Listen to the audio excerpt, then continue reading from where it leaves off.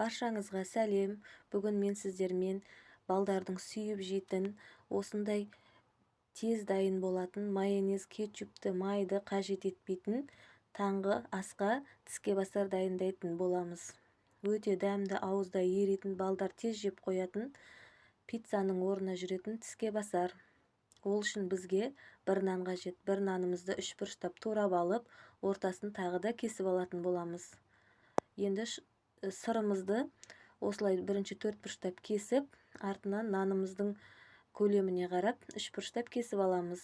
Енді шұжығымызды кесіп аламыз. Осылай шұжығымызды да тез-тез кесіп алып, бірінші нанның арасын ашып, бірінші шұжығымызды, сосын үстінен сырымызды және үстінен шұжығымызды салып, нанымызды осылай қайттан бетін жауып қоямыз. Енді осы бәрін дайындап болғаннан кейін микроволновкаға 3 минутқа жібереміз. Өте тез дайын болады. Жасап қарасаңыздар болады. Видеом ұнаса лайк басып кетіңіз.